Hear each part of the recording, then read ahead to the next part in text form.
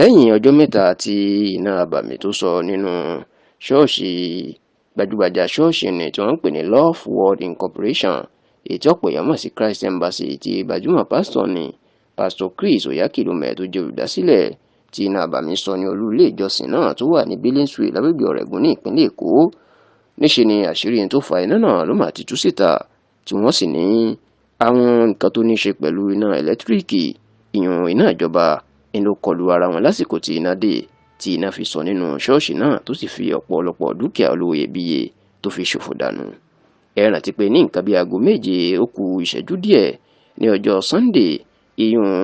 ọjọ́ 23 oṣù kẹfà tá a wà yìí, ní iná jó olú ilé ìjọsìn Christ Embassy tó wà lágbègbè Ọ̀rẹ́gun, èyí tó fa ariwo ńlá tó sì jẹ́ pé iléeṣẹ́ panápaná ìpínlẹ̀ Èkó pàápàá alága àwọn arábìnrin Lọlá Margaret, wọ́n ní lásìkò tá à ń ṣàkójọpọ̀ ròyìn yìí àwọn ò tí ì mọ nǹkan tó fa iná náà. Ṣá o, tẹlifíṣàn Yorùbá Tòótọ́ gbọ́ pé iná ìjọba tó dé tó kọlura wọn, pàápàá àwọn wáyà náà ló fa iná abàmì yìí, yàtọ̀ sí nǹkan táwọn kan sọ pé iṣẹ́ ayé ni tàbí ọ̀fà. A gbọ́ pé ọ̀rọ̀ ọ̀fà tàbí iṣẹ́ ayé kọ́ ni tó ṣẹlẹ̀ o, wáyà náà ló kọlura wọn lásìkò tí iná dé, tí náà sì kọjá agbára àwọn panápaná ṣọ́ọ̀ṣì ọ̀hún tí wọn ò tó nǹkan, tó fi wá jẹ́ pé àwọn panápaná ìjọba ìpínlẹ̀ Èkó ni wọ́n pa á.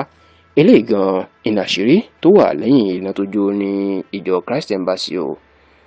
A wá gbọ́ pé ìdí tí ọ̀pọ̀ ẹ̀mí ò fi bá ìṣẹ̀lẹ̀ náà lọ nítorí pé ọ̀pọ̀ èèyàn ló máa ń lọ jọ́sìn ní ṣọ́ọ̀ṣì náà gẹ́gẹ́ bó ṣe jẹ́ olú ilé ìjọsìn Christ Embassy lọ́sọ̀ọ̀sẹ̀,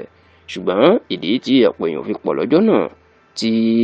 ìṣẹ̀lẹ̀ náà fi burú jù báyìí lọ ni ti ètò tí wọ́n ní wọ́n ń ṣe ní ilé ìpàkọ́ ìjọ náà yẹn tí wọ́n ń pè ní camp tó wà lágbègbè àṣeéṣe lọ́nà ìbàfò níjọba ìbílẹ̀ Ọbáfẹ́mi Owódé ní ìpínlẹ̀ Ògùn. Ibẹ̀ náà ní gbogbo àwọn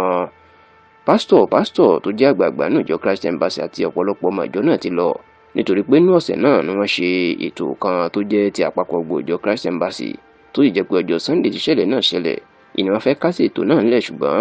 ilé ìpàgọ́ wọn ní àṣeéṣe náà ti fẹ́ ṣe é. Èyí ni wọ́n ló jẹ́ kí èrò má sí inú ṣọ́ọ̀ṣì lọ́jọ́ náà. Wọ́n ní bíbẹ̀ ẹ̀kọ́ tí ò bá ṣe ètò tí wọ́n lọ ṣe ń bẹ̀ tó jẹ́ pé bẹ̀ gan-an ni pásítọ̀ Chris Oyakhilome wà, tó bá jẹ́ pé inú ṣọ́ọ̀ṣì tó ti ń ṣètò náà lọ́sọ̀ọ̀sẹ̀ ni wọ́n lọ́pọ̀ èèyàn ni ò bá kú táwọn èèyàn yóò fara pa.